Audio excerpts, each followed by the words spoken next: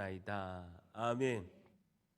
화제의 베스트셀러가 있어서 유명한 책이 있어서 제가 지난주에 이제 구매를 해서 좀 속독으로 읽은 책이 있습니다. 그러면 책 제목이 뭐냐면요, 성공과 행복을 이루고 싶다면 결코 배불리 먹지 말 것.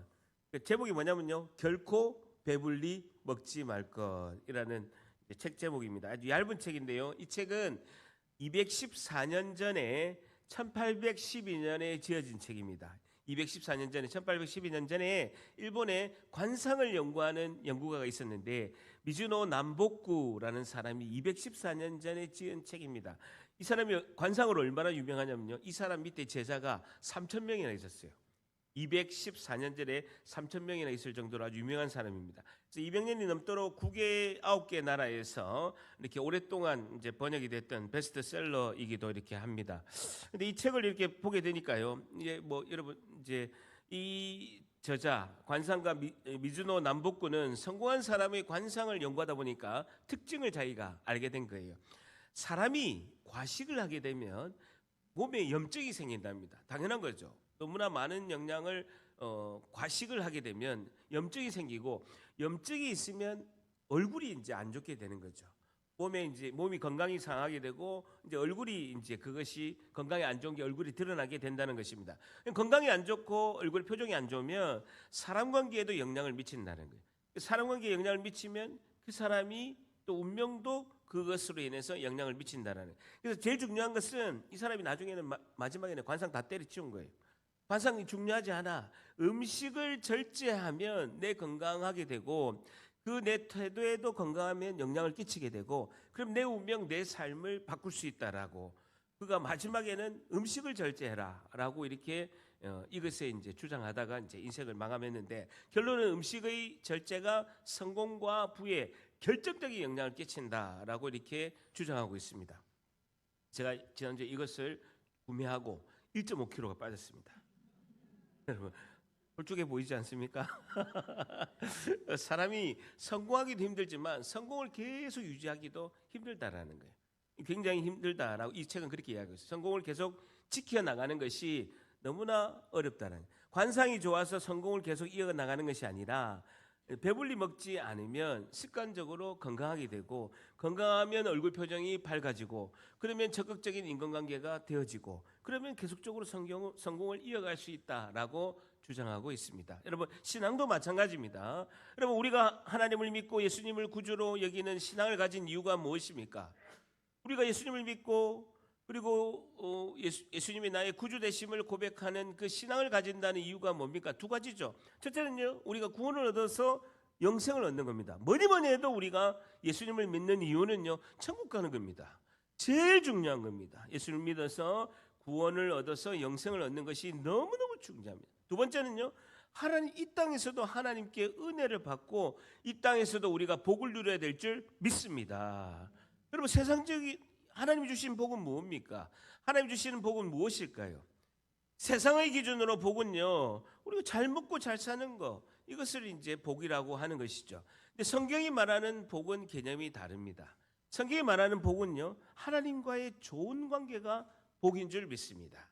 하나님과의 좋은 관계가 복이라는 거예요. 두 번째는요, 주님이 우리와 항상 동행하심의 은혜가 복이다라는 것이죠. 하나님과는 좋은 관계, 예수님이 나와 항상 동행하시는 것이 복이다라고 성경은 말씀하고 있습니다. 여러분, 일반적으로 교회에서 축복합니다라는 단어, 축복합니다, 집사님 축복합니다, 권사님 축복합니다, 이것이 하나님께 받는 복으로 보통 흔히 공용해서 쓰고 있습니다. 여러분, 축복을 영어로 뭐라고 합니까? 뭐라고 합니까? blessing이라고 하죠. blessing이라고 하는데, 이 단어의 그 근원은 어디서 왔냐면요, bleed에서 오고 있습니다. bleed가 뭡니까? 피를 흘리다라는 뜻입니다. 여러분, 신기하죠? 여러분, 축복합니다, 복을 빕니다라는 그 표현이 blessing인데, 그게 피를 흘리다라는 bleed에서 왔다라는 거예요. 너무 이상하죠? 피를 흘려야 축복을 받는다라는 거예요. 그게 뭡니까? 구약에서는 동물의 제사를 통해서 자기가 피 제사를 드림으로 죄를 인식하고 하나님과의 관계를 회복하려고 삶을 사는 것. 신약에서는 우리의 죄를 담당하시고 피를 흘려서 죽으신 어린 양 대신 예수님을 통해야만 죄가 문제가 되고 하나님과 우리 관계가 회복될 줄 믿습니다. 이게 축복이라는 거예요. blessing이라는 단어랍니다. 예수님을 통해서 하나님과 우리가 바른 관계가 되는 것이 축복이라는 것이죠. 그러면 기쁨의 삶, 은혜의 삶을 우리가 누릴 수 있다라는 것입니다. 여러분, 이 책 결코 배불리 먹지 말 것이라는 이 책은요, 성공을 하는 것보다도 정말 건강관리를 잘해서 성공을 유지하고 지키는 것이 정말 힘들다. 그러기 위해서는요, 절제된 삶을 하는 사람들이 성공하고 있다라는 것을 본인이 관찰하고 연구한 내용이 결론으로 있습니다. 우리도 마찬가지입니다. 하나님께 은혜의 복을 받는 것도 중요합니다. 근데 그 주님께 받은 은혜를 잘 지키는 것이 더욱더 중요할 줄 믿습니다. 오늘 느헤미야 13장은요, 느헤미야 오늘 마지막 결론의 마지막 장입니다. 오늘 질문은요, 하나님께 받은 은혜를, 오늘 질문은 하나님께 받은 은혜를 어떻게 하면 잘 지킬 수 있을까요? 하나님께 받은 은혜를 어떻게 하면 잘 지킬 수 있을까요에 대한 교훈을 얻고자 합니다. 오늘 질문이 뭐라고요? 하나님께 받은 은혜를 어떻게 하면 잘 지킬 수 있을까? 하나님께 은혜를 받았는데 어떻게 하면 잘 지킬 수 있을까요에 대한 오늘 결론으로 느헤미야가 오늘로써 마무리가 됩니다. 굉장히 중요한 내용이 있게 되는데요. 그래서 오늘 느헤미야 13장은 느헤미야의 결론이고 마지막 말씀으로 이렇게 있게 됩니다. 여러분 13장 6절 한번 봅니다. 13장 6절 좀 내려와서 13장 6절 한번 같이 있습니다. 시작. 그때에는 내가 예루살렘에 있지 아니해 바벨론 왕 아닥사스다 32년에 내가 왕에게 나아갔다가 며칠 후에 왕에게 말미를 청하고 한번 줄쳐 보세요. 아닥사스다 왕 32년에 아닥사스다 왕 32년에라고 이렇게 말씀하고 있습니다. 여러분 느헤미야 1장 1절에는 본인이 총독으로 예루살렘에 갈 때 아닥사스다 왕 20년이라고 표기되어 있습니다. 그러면요, 자기가 온지 예루살렘에 온 지가 12년이 딱 되었습니다. 느헤미야는 왕에게 내가 12년 동안 갔다가 오겠습니다. 예루살렘에 이스라엘의 총독으로 내가 가서 12년 동안 봉사하고 돌아오겠습니다라고 왕에게 약속한 거예요. 그러니까 딱 12년이 되니까 느헤미야는 철저합니다. 왕에게 딱 돌아간 걸 볼 수가 있어요. 지금 굉장히 일들이 많이 남아 있거든요. 그럼에도 불구하고 약속을 지키고 12년 딱 되니까 왕에게 돌아갑니다. 근데 여러분 보세요. 예루살렘에서 페르시아까지는 지금은 비행기가 없기 때문에, 지금처럼 비행기가 없기 때문에 고대에는요 2400년 전에는 걸어서 말을 타고 이렇게 가는데 4개월이 걸립니다. 그리고 그 페르시아 왕궁에 가서 본인이 또 정리하는 데 한 4개월, 그리고 다시 돌아오는데도 4개월, 딱 1년이 걸린 거예요. 느헤미야가 갔다 왔다 하는데 1년이 걸린 거예요. 근데 그 1년 동안 딱 비웠는데 어떤 일이 일어났는가가 오늘 13장의 말씀입니다. 여러분 느헤미야 총독 느헤미야가 1년을 딱 비운 거예요. 12년 동안 그 백성들을 잘 이끌다가 위대한 리더십의 그 대명사인 느헤미야가 잘 백성들을 인도했는데 얼마 비웠다고요? 1년 딱 비웠는데 어떤 일이 일어났는가가 오늘의 이제 말씀입니다. 여러분 이스라엘 백성들이 느헤미야가 있을 때는요 50일 만에 그 6km가 넘는 성벽을 다 완성을 했습니다. 그리고 마음에 갈급함이 있는 거예요. 초막절에 우리가 성경을 읽자라고 해서 성경을 읽고 그들이 대성통곡하면서 말씀 앞에서 은혜를 받은 역사가 이루어진 거예요. 그걸 다 경험한 거예요. 하나님이 50일 만에 성벽을 건축한 기적도 경험하고 그들이 마음이 갈급해서 초막절에 일주일 동안 성경을 읽었는데 그 회개하고 대부흥의 역사를 다 경험한 거예요. 은혜를 경험했는데 지키지 못한 거예요. 그 지키지 못한 것이 오늘의 이제 말씀입니다. 그래서 옛날로 또 다시 돌아가는 그 원인을 오늘 느헤미야가 세 가지를 분명히 밝히고 있습니다. 여러분 우리가 사람이 병이 걸리면 어떻게 됩니까? 병의 원인을 치료해야 되죠. 근데 우리 당장 어떻게 합니까? 해열제, 진통제를 먹고 고통만 없애는 거예요. 그러면 병의 뿌리를 고칠 수가 없는 거예요. 현실을 정확하게 진단하고 치료한다는 것이 굉장히 용기가 필요하다라는 것입니다. 그래서 오늘의 원인을 느헤미야가 말씀하고 있습니다. 13장 1절 보세요. 그날에 모세의 책 모세오경의 성경을 낭독하여 백성들에게 모아놓고 다시 들려줍니다. 느헤미야가 12년 지나서 왕에게 갔다가 다시 돌아온 거예요. 이제는 내가 예루살렘에서 계속 있겠습니다 하고 왕과 작별 인사를 하고 다시 이제 예루살렘으로 돌아왔는데, 그래서 백성들에게 모세오경의 성경을 읽게 하고 그 책에 기록하기를, 줄 쳐보세요. 암몬 사람과 모압 사람은 영원히 하나님의 총회에 들어오지 못한다라는 성경 말씀, 신명기 메모하시겠습니까? 신명기 23장 3절에서 6절에는요 분명히, 신명기 23장 3절에서 6절은 분명히 총회의 이방인들은, 외국 사람들은 들어올 수 없다라고 법에 있게 되는데 그들이 들어온 거예요. 그들이 들어온 내용이나 하나님 말씀을 어긴 것이 그들이 신명기를 읽다가 보게 된 것이죠. 하나님의 백성들이 은혜를 지키지 못한 이유가 뭐냐면요, 외국인 암몬 사람과 모압 사람들과 교제하고 결혼을 하니까 문제가 발생한 거예요. 그들의 신들이 자기에게 다시 들어온 것이죠. 암몬 사람과 모압 사람, 외국인 사람들에게 물들어서 또다시 어리석게 하나님께 죄를 짓는 경우가 발생했다라고 분명히 느헤미야는 진단을 하고 있습니다. 특별히 암몬 사람과 모압 사람과 결혼해서 자녀를 낳았는데요, 엄마가 그 자녀를 낳았는데 그 자녀가 모압 말과 암몬 말은 하는데 자신들이 성경을 기록한, 유대인들이 기록한 이 히브리 말하고 유대인들의 말을 못하는 거예요. 그런 상황이 발생한 겁니다. 여러분 13장 23절 보세요. 13장 23절 쭉 내려와서, 그때 내가 또 본즉 유다 사람이 아스돗과 암몬과 모압 여인을 맞아서 아내로 삼았는데 그들의 자녀가, 그들의 아버지는 유대인이고 부인은 아스돗과 암몬과 모압 여인을 아내로 맞았는데 그들의 자녀가 아스돗 방언도 하는데 유다 방언을 못하는 거예요. 성경을 기록한 이 히브리어를 모르는 거예요. 그러니까 성경을 읽을 수가 없는 것이 발생한, 그 하는 말이 각 족속의 방언이다라고 이렇게 말씀하고 있어요. 그래서 너희들이 지금 또다시 죄를 지은 것이 이방 사람들과 결혼하면서 이런 일이 있었다. 신명기 23장 3절에서 6절, 총회에 들어올 수 없는데 그들과 결혼하면 안 되는데 그것을 어겨서 그렇게 했다라고 말씀하고 있습니다. 여러분, 저희 손주가 지금 시카고에 있는데요, 엄마 아빠는 한국말을 쓰는 거예요. 근데 애가 유치원을 가면요 영어를 쓰는 거예요. 이제 1년 6개월밖에 안 됐는데요, 영어는 잘 알아들어요. 블루베리, 데이디. 근데 한국말 아빠는 잘 못해. 그럼 엄마가 이야기를 하는 거는요 한 반은 알아듣고 영어로 이야기하면요 거의 다 알아듣는 거예요. 이게 어떤 언어를 이렇게 사람이 모인 데서 쓰는 거에 따라서 아이들이 습득하는 게 크게 차이가 나요. 엄마 아빠는 그 잠깐 집에서 이제 한국말 하는 것을 이렇게 듣는데 잘 못 알아들어요. 근데 하루 종일 아침에 가서 오후까지 있는 유치원에서는요 영어를 쓰니까 영어는 잘 아는 거예요.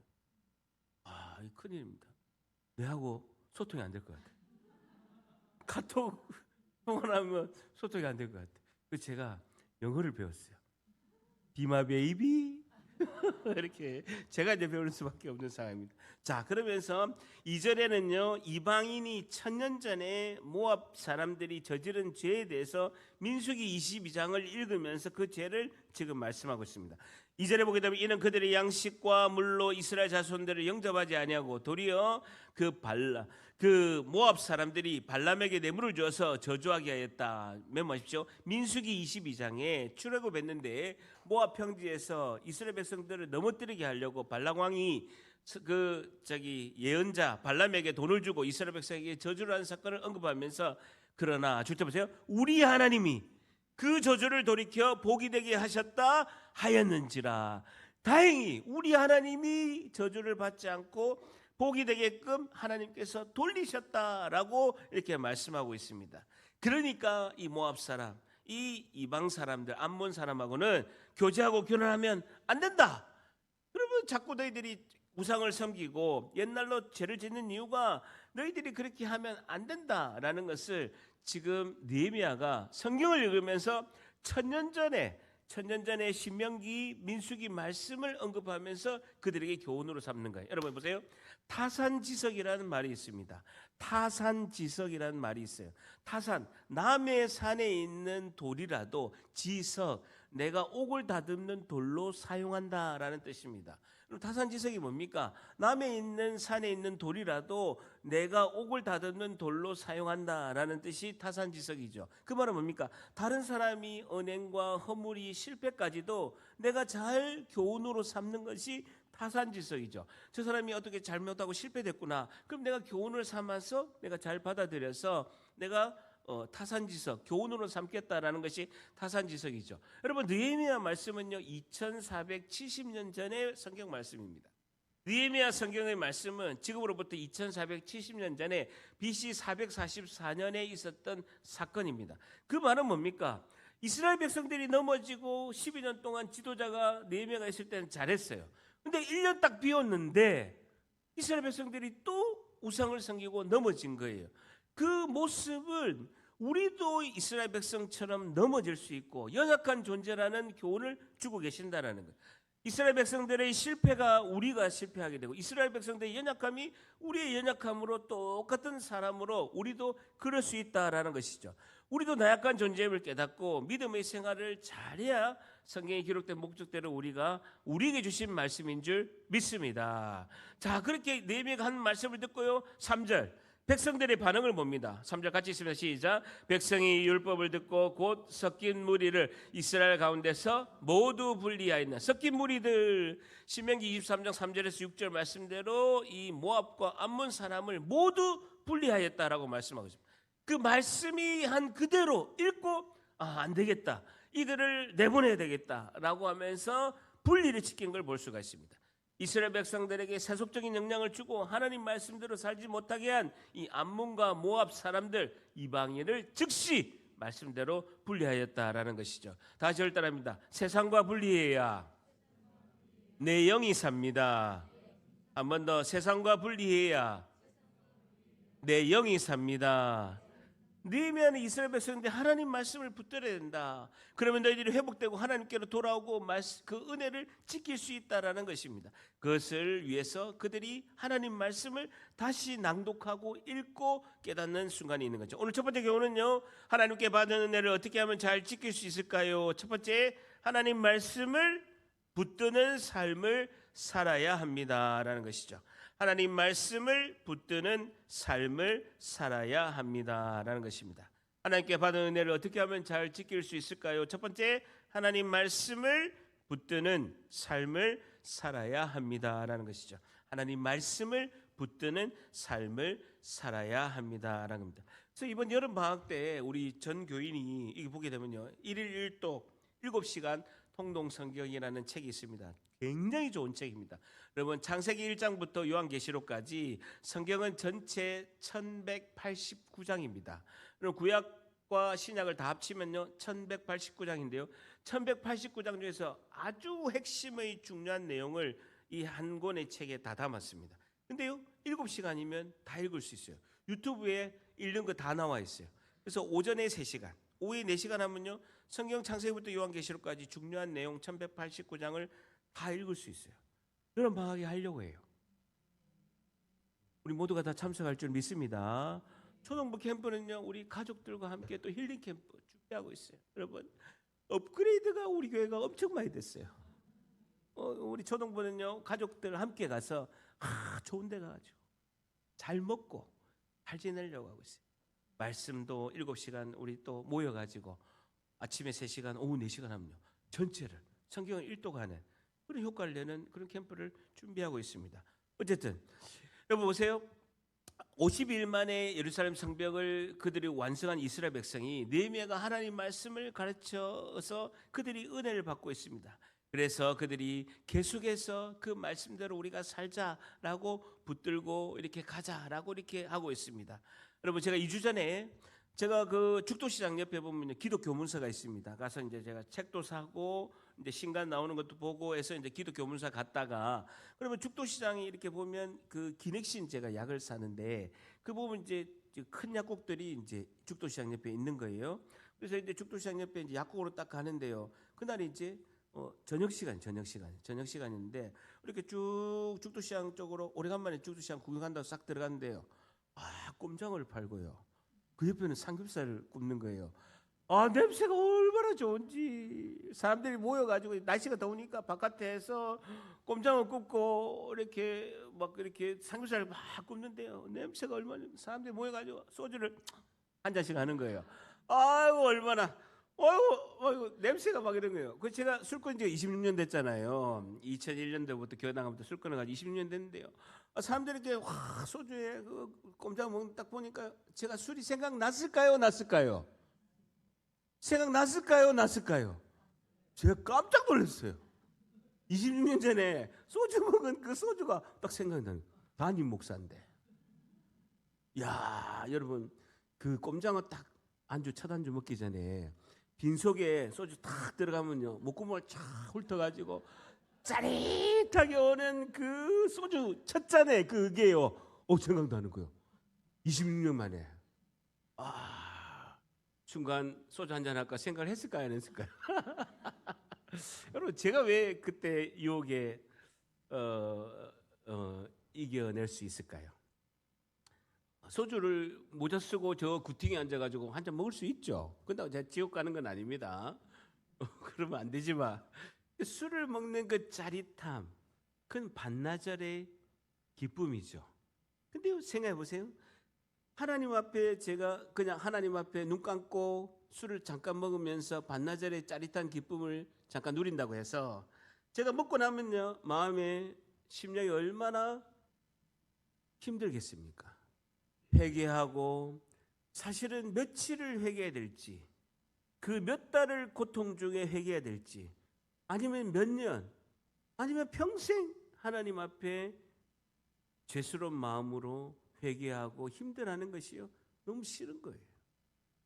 제가 어떻게 받은 은혜인데, 은혜가 너무나 크니까 그 은혜로 우리의 그 말씀의 은혜, 하나님 주신 그 은혜가 너무 크니까 그 순종할 때 기쁨이 훨씬 더 행복하고 기쁜 줄 믿습니다. 하나님 말씀에 순종할 때 너무나 즐거워 기쁜 그 은혜를 쏟기가 싫은 거예요. 유혹을 극복하고 이겨내는 것은요 놀라우신 하나님의 은혜의 말씀인 줄 믿습니다. 저를 따릅니다. 내가 하나님 말씀을 붙들면, 한 번 더, 내가 하나님 말씀을 붙들면 말씀이 내 인생을 붙들어 줍니다. 한 번 더, 내가 하나님 말씀을 붙들면 말씀이 내 인생을 붙들어 줍니다. 자, 그러면서 4절에서 9절 말씀은요 성벽을 건축하는 데 방해한 그 유명한 산발락과 도비아 중에서 도비아가 느헤미야가 없는 그 1년 동안에 그 하나님의 성전 안에 큰 방을 차지하면서 자기가 개인 사무실을 차리는 것을 말씀하고 있습니다. 13장 4절 보세요. 이전에 우리 하나님의 전 골방을 맡은 제사장 엘리야십이 도비아와 연락이 있었는데 5절에 도비아를 위하여 그 하나님의 성전에 큰 방을 갖췄으니, 줄자 보세요. 도비아가 하나님 성전에 사무실을, 개인 사무실을 차린 거예요.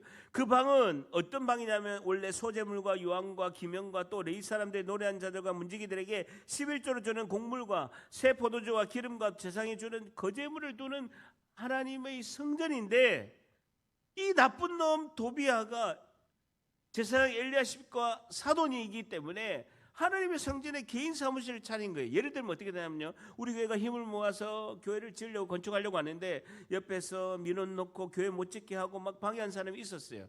그래서 교회를 지으면 내가 죽겠다 하면서 막 민원 놓고 막 방해한 사람이 있었던 거예요. 근데 어떻게 해가지고 교회가 이렇게 짓게 된 거예요. 그 방해한 1등 공신이 교회가 완성되자 교회 안에 내 개인 사무실 하나 차리겠다 하는 거와 똑같은 케이스가 지금 발생했다는, 있을 수 없는 일이 있게 되는 거예요. 그것을 아는 느헤미야가 막 화를 내면서 그것을 쫓아내고 정리한 것을 볼 수가 있습니다. 자, 그리고요 13장 10절 같이 있습니다. 시작. 내가 또 알아본 적 레위 사람들이 받을 목을 주지 아니하였으므로 그 직무를 행하는 레위 사람들과 노래하는 자들이 각각 자기 밭으로 도망하기로 라는 것입니다. 레위 사람들이 받을 목을 주지 않았으므로, 교인들이 그 11조를 안 하니까, 헌금을 안 하니까 그 직무를 행하는 레위 사람들이 돈이 없으니까 각기 제 밭으로 다 도망가기로 해서 그 다 나가가지고 밖에 일을 하는 거예요. 교인들이 헌금을 안 하니까 그 제사장들이 돈이 없으니까 밭에 일하러 나간 겁니다. 목사가 대리 운전하러 간 것과 똑같다라는 거예요. 그 이유는 성전을 섬기는 레위인들은 성도들이 하는 헌금으로 하는데 그렇게 하지 않으니까 우리 저기 밖에 나가가지고 일을 한 걸 볼 수가 있죠. 11절에 내가 느헤미야가 모든 민장들을 붙잡으세요. 개인 욕심을 채우는 부유한 지도자들을 꾸짖어 이르기를 하나님이 전이 어찌하여 버림받았느냐 하고 레위 사람들 제사장들을 불러다가 다시 제자리에 세웠더니 12절에 이에 온 유다가 곡식과 새 포도주와 기름의 주쳐보세요. 11조를 가져다가 곡간에 드림으로라는 것입니다. 느헤미야는 하나님의 은혜에 지키는 그 삶을 살기 위해서는요, 두 가지 경건한 생활이 반드시 필요하다. 그 중에 하나를 느헤미야가 말하는데, 첫째는요 11조의 실천을 해야 된다라는 것이죠. 첫째는 뭐냐면 너희들이 11조의 실천해야 된다. 재정 관리를 해야 된다는 것. 백성들은, 하나님의 백성들은 돈 관리, 물질 관리를, 하나님의 백성들은 구별된 삶을 살아야 된다. 하나님의 모르는 사람들과 다르게 구별된 삶을 살아야 된다라는 겁니다. 여러분 저를 보세요. 성경이 말하는 11조는 이렇습니다. 우리가 11조 이렇게 생각하죠. 내가 수입을 벌었는데 10분의 1은 하나님 거니까 하나님께 10분의 1을 드리고 10분의 9는 내 거니까 내가 이제 이거를 이제 쓰고 10분의 1은 하나님 거니까 하나님께 드린다라고 이렇게 생각하는 것이죠. 그게 이제 11조로 우리가 보통 생각합니다. 10분의 1은 하나님 거, 10분의 9는 내 거라고 이렇게 생각하는 경우가 있죠. 근데 11조 개념은 뭐냐면요, 10분의 10 모두가 하나님의 것입니다. 그런데 구별해서 하나님께 10%, 10분의 1을 하나님께 드리고 10분의 9도 다 하나님 것인데 내가 10분의 9도 하나님 뜻대로 살겠습니다 하는 것이 11조의 신앙 고백이죠. 그래서 여러분 고대에서는요, 로마에서는 로마 시민권자들에게 수입의 15%를 세금으로 걷었습니다. 다시요.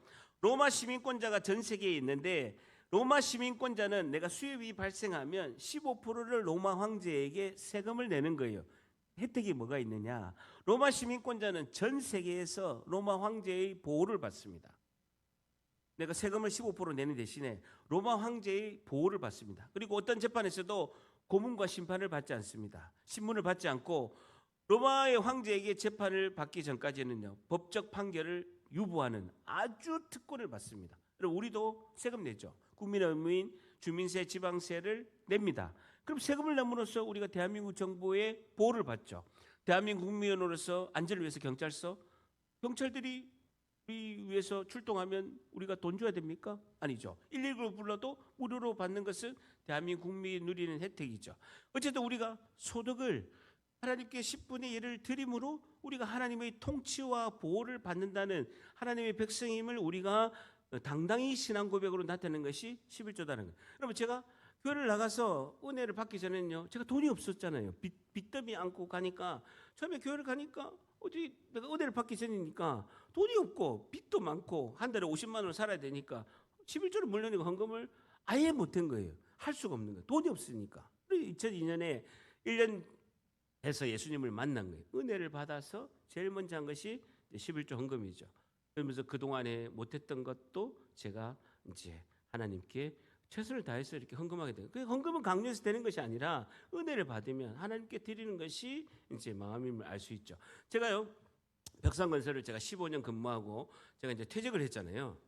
그 전에는 제가 그 퇴직하기 전에 5년 동안은 작정 11조를 한 거예요. 그래서 딱 25일 되면 딱 은행에서 자동이체 딱 되게끔 해가지고 제가 수입의 한 25% 되는 거를 자동이체를 딱 해놓은 거예요. 근데 이제 제가 퇴직을 했는데 한 달 지나서 담임 목사님 부르는 거예요. 김 집사님 잠깐 뵙자 하면서 이렇게 하는 거예요. 그러면서 아니 그 벽상건설 그만두셨죠? 그래가지고 예, 그만두고 이제 다음 주에 이제 CTS 기독교 TV에 제가 이제 서울에 갑니다라고 하는데 목사님이 그렇게 하는 거예요. 퇴직금 받았는데 왜 11조 안 해? 이러는 거예요. 여러분 같았으면요 교회 다 나갔어요. 교회 다 나갔다고요. 근데 그만큼 신뢰가 되니까 저한테 아니 그 15년 근무하고 퇴직했는데 퇴직금 많이 받았을 건데 왜 11조 안 해요? 이러는 거예요. 그래서 제가 막 웃었어요. 목사님 사전에 제가 퇴직금 정산해가지고 건축헌금하고 지교회 세우는데 헌금하고 리모델링 헌금하고 퇴직금 다 헌금 다 했어요. 퇴직금 내가 1원도 안 받았는데요.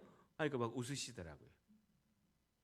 여러분 목사님이 생각하는 성도의 기준이 딱 이렇게 있는 거예요. 근데 그것을 제가 이렇게 실천을 안 하니까 목사님께서 왜 이렇게 했지? 라고 이렇게 물어본 그런 케이스가 이제 있게 된 것이죠. 어쨌든 그렇게 하고 두 번째는 느헤미야는 주일 성수를 강조하고 있습니다. 주일을 지켜서 안식일을 해라, 시간 관리를 해라라고 이렇게 말씀하고 있습니다. 13장 17절 같이 있습니다. 시작. 내가 유다의 모든 귀인들을 꾸짖어 그들에게 이르기를 너희가 어찌 이 악을 행하여 안식일 주체보세요. 안식일을 범하였느냐. 18절에도 너희 조상들과 이같이 행하지 않았느냐. 그래서 우리 하나님이 이 모든 재앙 이스라엘의 멸망 70년 후에 포로 생활 70년 동안 포로 생활 귀한 후에 그 시련 우리가 이 성읍을 다 내기라는 것이 그럼에도 불구하고 주님 보세요.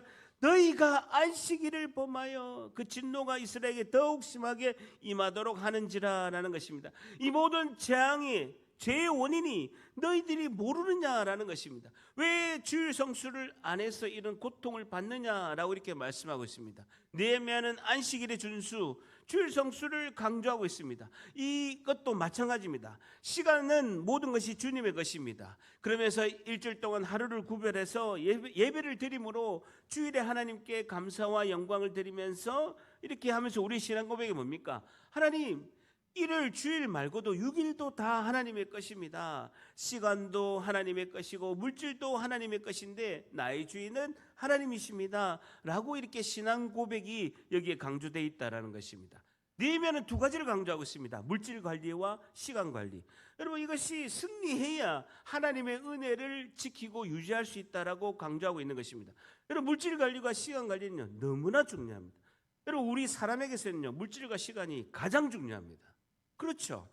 당장은 우리가 주일에 이제 안 쉬고 구별해서 이렇게 가고 소득의 10분의 1을 하나님께 헌금하면요 손해가 되는 것처럼 느껴지죠. 여러분 11조 그 돈이면요 죽도시장 가가지고 회도 먹을 수 있습니다. 여러분 이마트 가가지고 내 사고 싶은 거 살 수 있습니다. 여러분 예배 마치고 롯데백화점 가면요 지하 1층에서 맛있는 것도 먹고 그리고 티셔츠하고 바지도 살 수 있어요. 그렇죠?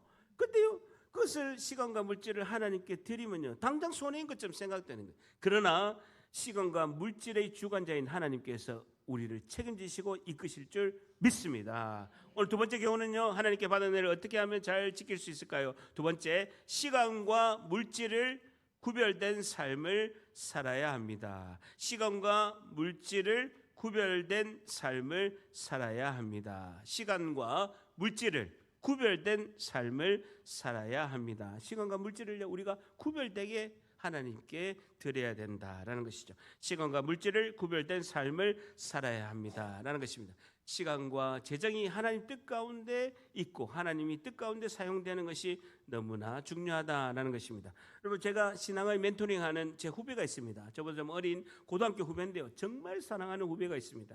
그래서 현재는 서울에 살면서 공인회계사 CPA입니다. 아주 고등학교 때도 공부 되게 잘하고 아주 이제 공인회계사고요. 아주 이제 서울에 있는 4대 네 개 4대 회계법인 중에서 한 곳에서 공인회계사 지금 하고 있습니다. 근데 예전에 공인회계사 자격증 따기 전에 찌질이 때 예전에 이제 아주 가까운 지인한테 사기를 당해서 자기의 전 재산 9천만 원을 날린 거예요. 서울에 결혼하기 전에 9천만 원 날려가지고 완전 이게 뭐 지인한테 그리고 가까운 지인한테 사기를 당하니까요. 공인회계사 되기 전이니까 모태 신앙인데도 불구하고 한강에 몇 번 왔다 갔다 하고 급기야는 저한테 자살하기 직전에 전화가 온 거예요. 자살할 만큼 너무너무 힘들다. 너무너무 가까운 사람한테 배신을 당해서 9천만 원 날렸는데 돈도 돈이지만 너무너무 힘들다라고 기도 부탁한다고 자살할 것 같다라고 연락이 온 거예요. 제가 올라가서 만나서 막 이렇게 이야기도 하고 그래서 제가 이제 두 가지를 물었습니다. 만나서 급하게 막 죽으려고 하니까 제가 서울에 올라가서 만났죠. 두 가지 물었죠. 너 줄 모태 신앙이고요. 고등학교 때가 엄청 신앙이 좋았어요. 그래서 물어봤죠. 줄 성수하느냐? 그 공인회계사 시험 친다 가지고 못 한다라는 거예요. 시험 공부한다고 못 한다는 거예요. 두 번째 물어봤죠. 직장 다닐 때니까 11조 하느냐? 못 한다는 거예요. 돈이 없어서 못 한다는 거죠. 예수님 믿고 11조도 안 하고 그리고 줄 성수도 안 하는데 내가 이야기했습니다. 내가 지금 예수님 믿고 지금까지 보는데 줄 성수 안 하고 11조 안 한 사람 물질 축복받은 사람 내가 한 명도 못 봤다. 지금도 제가 찾고 있어요. 좀 알려주세요. 26년째 찾고 있어요. 찾으면 제가 1,000만 원 드리려고 합니다. 좀 찾아주세요. 줄 성수 안 하고 11조 안 한 사람 물질 축복받은 사람 좀 찾고 있어요. 26년째 찾고 있다니까. 그저 이야기했어요. 기초부터 해라. 11조 하기 힘들면 11조 해가지고 온전히 못하더라도 일단은 10만 원이 11조라면 만 원이라도 해라. 만 원이라도. 주일 예배 가라라고 이렇게 제가 권면했습니다. 그래서 마음을 다지고 또 제가 만나가지고 달래가지고 열심히 해가지고 바로 그 다음에 공인회계사 CPA 땄어요. 그리고 지금은 꽤 시간이 걸렸죠. 빅4라는 그 아주 네 번째 그 굉장히 로펌처럼 굉장히 큰 회계법인이 있습니다. 거기 지금은요 파트너 회계사예요. 여러분 11조 얼마 한 줄 압니까? 600만 원이에요. 600만 원 버는 게 아닙니다. 11조를 600만 한다고요. 서울의 용산에 있는 3일교회 다니고 있습니다. 우리 교회 와야 되는데. 하나님께서 말씀에 순종하는 우리에게도 역전의 은혜를 베푸실 줄 믿습니다. 자, 그리고요 14절 보세요. 느헤미야가 기도합니다. 7절부터 14절에 내 하나님이여 이로 말미암아 나를 기억하여 주시옵소서 기도하는 거죠. 22절에 보세요. 22절에 또 레위 사람들과 몸을 정결케 하고 와서 성물 지키면 안식일을 거룩하라 하였으니라. 그러면서 22절에 줄자 보세요. 내 하나님이여 나를 위하여 이 일을 기억하시옵고 주의 크신 은혜대로 나를 아끼시옵소서. 29절에 보세요. 내 하나님이여 마지막에 그들을 기억하여 주시옵소서. 31절 같이 있습니다. 시작. 또 정한 기간에 나와 처음 익은 것을 드리게 하였사오니 내 하나님이여 나를 기억하사 복을 주시옵소서. 내 하나님이여 나를 기억하사 복을 주시옵소서. 느헤미야는 느헤미야 1장부터 하나님께 수시로 기도를 드렸습니다. 마지막 13절에도 느헤미야는 마지막까지 하나님께 기도하는 모습을 볼 수가 있습니다. 공동체의 리더로서 개인으로서 그는 사랑하는 백성들을 위해서 회복하는 기도를 끊임없이 드리고 있습니다.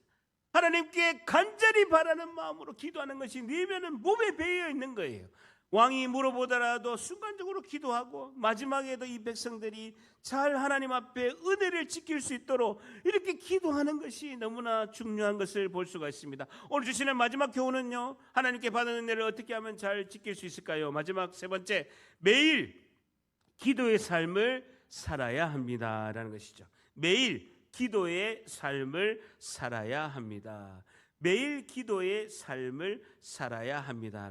하나님께 받은 은혜를 지키려면요, 하나님 말씀이 붙드는 삶, 시간과 물질을 구별하여 드리는 삶, 매일 기도의 삶을 살면요, 하나님 은혜를 잘 지킬 수 있다라고 말씀하고 있습니다.